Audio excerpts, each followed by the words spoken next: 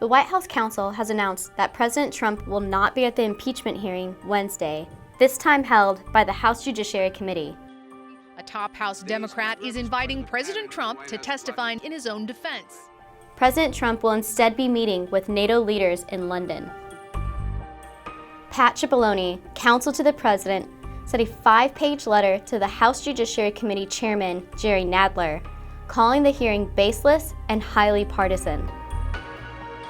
President Trump on his way to London now as the White House declines to participate in Wednesday's impeachment hearing on the Hill. And the White House is saying that they are not willing to send a lawyer to that hearing on Wednesday. It'll be the first in the House Judiciary Committee. Now, interestingly, Pat Cipollone, the White House counsel who sent this letter to Chairman Nadler this evening, they had a 6 p.m. deadline to do so, spends much of the 5-page letter complaining about the process of the impeachment inquiry so far. Cipollone also accused Nadler of purposely scheduling the hearing during the time that President Trump will be out of the country. The hearing on Wednesday is expected to be an assortment of law scholars who will be debating whether or not President Trump violated the U.S. Constitution through high crimes and misdemeanors.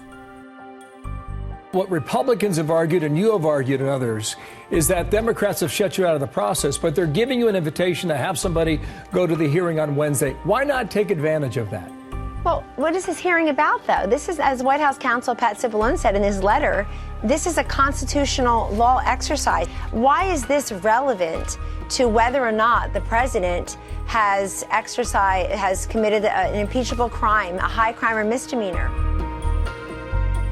This is the first of a series of impeachment hearings to be held by the House Judiciary Committee and follows weeks of the House Intelligence Committee impeachment hearings.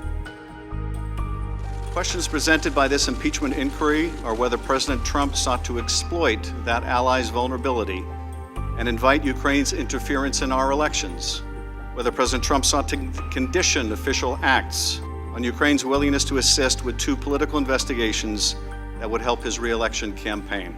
And if President Trump did either, whether such an abuse of his power is compatible with the office of the presidency. A member of my staff could hear President Trump on the phone asking Ambassador Sondland about the investigations. Ambassador Sondland told President Trump the Ukrainians were ready to move forward. Following the call with President Trump, the member of my staff asked Ambassador Sondland what President Trump thought about Ukraine. Ambassador Sondland responded that President Trump cares more about the investigations of Biden, which Giuliani was pressing for. The House Intelligence Committee is expected to vote on its report Tuesday, which calls for President Trump to be removed from office. One witness that they won't bring in front of us, they won't bring in front of the American people.